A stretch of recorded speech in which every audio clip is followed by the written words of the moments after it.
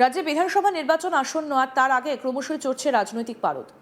রাজনীতির আঙিনায় এমন কিছু ঘটনা ঘটে যাচ্ছে যা রীতিমতো চর্চার কেন্দ্রবিন্দুতে উঠে আসছে। এই প্রতিবেদনে আপনাদের তেমনই একটা চাঞ্চল্যকর ঘটনার কথা জানাবো। দক্ষিণ 24 পরগনার গোসাবাতে দলীয় কর্মশালা শুরুর আগেই বিজেপি নেতা দিলীপ ঘোষের মঞ্চ ভেঙে বিপত্তি। জানা গিয়েছে, গোসাবা বিধানসভার বিজেপির 1 নম্বর মণ্ডলের পক্ষ থেকে গোসাবা ঘাটের পাশে দলীয় কার্যালয়ে আয়োজিত হয় বুথ বিজয়ের সংকল্প কর্মশালা। এই কর্মশালাতে উপস্থিত হন বিজেপি নেতা তথা দলের প্রাক্তন রাজ্য সভাপতি দিলীপ ঘোষ। জানা গিয়েছে, দিলীপ ঘোষ যখন মঞ্চে ওঠেন সেই সময় আরও অনেক দলীয় কর্মী মঞ্চে উপস্থিত ছিলেন। হঠাৎই ভেঙে যায় মঞ্চ। মঞ্চে ওঠার পরই কর্মীদের চাপে ভেঙে বসে যায় মঞ্চ। সঙ্গে সঙ্গে তড়িঘড়ি মঞ্চ ছাড়েন দিলীপ এবং দলীয় নেতাকর্মীরা। কিছুক্ষণ পরে অবশ্য এই ভাঙা মঞ্চেই কর্মশালা শুরু করেন দিলীপ ঘোষ। আসুন আপনাদেরকে দেখাই সেই সময় কি ঘটেছিল, দেখুন।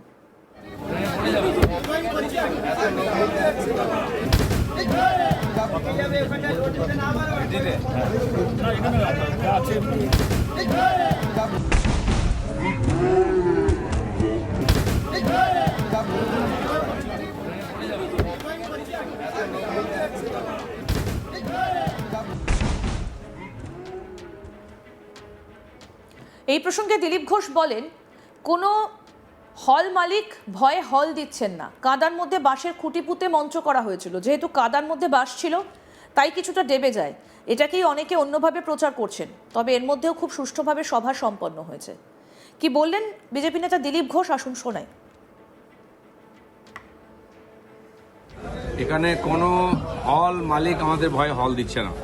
আমাদের পার্টি অফিস সমুদ্রের ধারে এখানে, সেখানে এক্সটেনশন করে কাদার মধ্যে বাঁশের খুঁটি পুঁতে একটা ডায়াস করা হয়েছিল। সেখানেই মিটিং হয়েছে। তো কাদার মধ্যে যেহেতু বাঁশ আছে, খানিকটা ধেপে যায়, সেটাকে অনেকে অন্যভাবে প্রচার করছেন।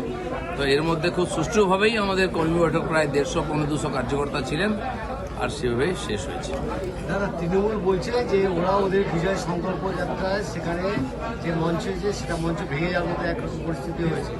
যারা নিজেদের দলের নেতৃত্বকে মঞ্চে তুলে ঠিকঠাক রাখতে পারে না।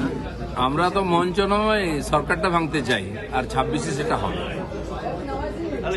কি এইরকম মঞ্চ ভেঙে পড়বে? আমরা তো মাটিতে বসে মিটিং করছি, ওর মতো বড় বড় তো ওই ফ্যাশন শো করি না ওদের মতো। কোটি কোটি টাকা খরচা করে আমাদের পার্টির কর্মীরা খরচা করে এখানে করেছেন। সমুদ্রের ধারে খুঁটি পুঁতে সেখানেই আমাদের কর্মী সভা হয়েছে। এইটা কেন হচ্ছে? এই যে কোনো হল দিচ্ছে না, কোনো মাঠের পারমিশন দিচ্ছে না, তাহলে কি পশ্চিমবাংলায় গণতন্ত্র কবে ছিল? মমতা ব্যানার্জি এসেই গলা টিপে দিয়েছেন গণতন্ত্রে। এখানে হল দিলে তার হোটেল বন্ধ করে দেবে। সরকার মাঠে পুলিশ পারমিশন দেয় না। গত 21-এ নির্বাচনের পরে এখানে আমাদের জেনারেল সেক্রেটারির সমিলকে পুরো হিটাচি দিয়ে উপরে ফেলে দেওয়া হয়েছে। তারপরে বিজেপির কর্মীরা ঝান্ডা ধরে দাঁড়িয়ে আছে।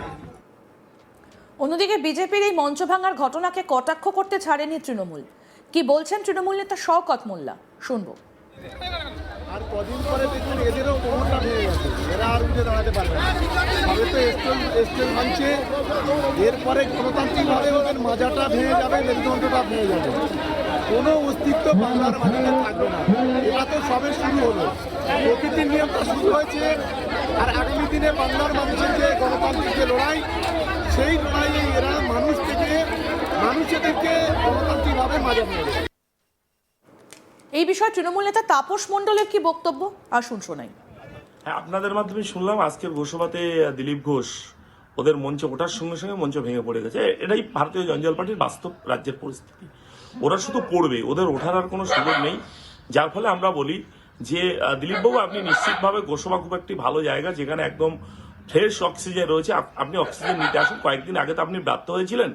এখন আপনি কি ভোকাল টনিক দেওয়ার জন্য এসছেন, এটা আমাদের জানার কোনো ব্যাপার না।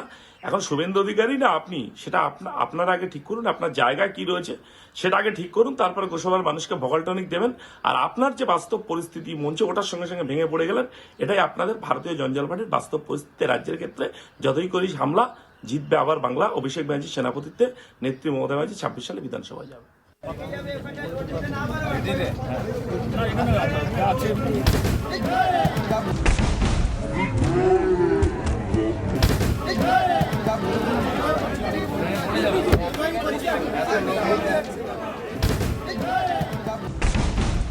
মঞ্চে দিলীপ ঘোষ উঠতেই আচমকাই বিপত্তি।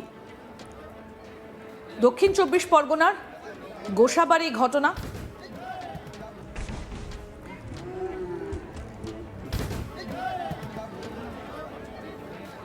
গোসাবাতে দলীয় কর্মশালা শুরুর আগে বিজেপি নেতা দিলীপ ঘোষের মঞ্চ ভেঙে বিপত্তি। গোসাবা বিধানসভার বিজেপির 1 নম্বর মণ্ডলের পক্ষ থেকে গোসাবা ঘাটের পাশে দলীয় কার্যালয়ে আয়োজিত হয় বুথ বিজয় সংকল্প কর্মশালা। এই কর্মশালাতে উপস্থিত হন বিজেপি নেতা তথা দলের প্রাক্তন রাজ্য সভাপতি দিলীপ ঘোষ। জানা গেছে, দিলীপ ঘোষ যখন মঞ্চে ওঠেন সেই সময় আরও অনেক দলীয় কর্মী মঞ্চে উপস্থিত ছিলেন। হঠাৎই ভেঙে যায় মঞ্চ। মঞ্চে ওঠার পরে দলীয় কর্মীদের চাপে ভেঙে বসে যায় মঞ্চ। সঙ্গে সঙ্গে তড়িঘড়ি মঞ্চ ছাড়েন দিলীপ ও দলীয় নেতাকর্মীরা। কিছুক্ষণ পরে অবশ্যই ভাঙা মঞ্চে কর্মশালা শুরু করেন দিলীপ ঘোষ। কি বলেছেন তিনি, আসুন শোনাই। এখানে কোনো হল মালিক আমাদের ভয়ে হল দিচ্ছে না। আমাদের পার্টি অফিস সমুদ্রের ধারে এখানে, সেখানে এক্সটেনশন করে কাদার মধ্যে বাঁশের খুঁটি পুঁতে একটা ডায়াস করা হয়েছিল। সেখানেই মিটিং হয়েছে। তো কাদার মধ্যে যেহেতু বাঁশ আছে, খানিকটা ধেপে যায়, সেটাকে অনেকে অন্যভাবে প্রচার করছেন। তো এর মধ্যে খুব সুষ্ঠুভাবেই আমাদের কর্মী বৈঠক প্রায় 150-200 কার্যকর্তা ছিলেন, আর সেভাবেই শেষ হয়েছে। দাদা, তৃণমূল বলছে যে ওরা ওদের বিজয় সংকল্প যাত্রায় সেখানে যে মঞ্চ হয়েছে সেটা মঞ্চ ভেঙে যাওয়ার মতো একরকম পরিস্থিতি হয়েছে। যারা নিজেদের দলের নেতৃত্বকে মঞ্চে তুলে ঠিকঠাক রাখতে পারে না। আমরা তো মঞ্চ নয়, সরকারটা ভাঙতে চাই, আর 26-এ সেটা হবে। তাহলে 26-এ কি এইরকম মঞ্চ ভেঙে পড়বে শাসক দল? আমরা তো মাটিতে বসে মিটিং করছি, ওর মতো বড় বড় তো ওই ফ্যাশন শো করি না ওদের মতো। কোটি কোটি টাকা খরচা করে আমাদের পার্টির কর্মীরা খরচা করে এখানে করেছেন, সমুদ্রের ধারে খুঁটি পুঁতে, সেখানেই আমাদের কর্মী সভা হয়েছে। এইটা কেন হচ্ছে? এই যে কোনো হল দিচ্ছে না, কোনো মাঠের পারমিশন দিচ্ছে না, তাহলে কি পশ্চিমবাংলায় গণতন্ত্র বলে কিছু নেই? গণতন্ত্র কবে ছিল? মমতা ব্যানার্জি এসে গলা টিপে দিয়েছেন গণতন্ত্রে। এখানে হল দিলে তার হোটেল বন্ধ করে দেবে।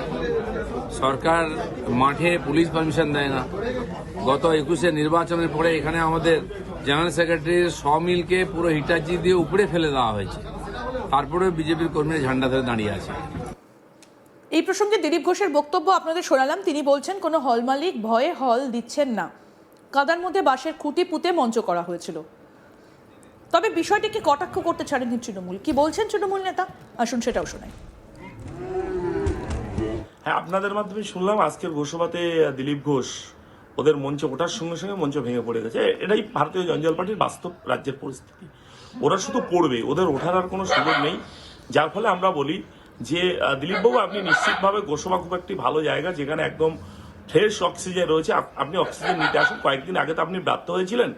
এখন আপনি কি ভোকাল টনিক দেওয়ার জন্য এসছেন, এটা আমাদের জানার কোনো ব্যাপার না।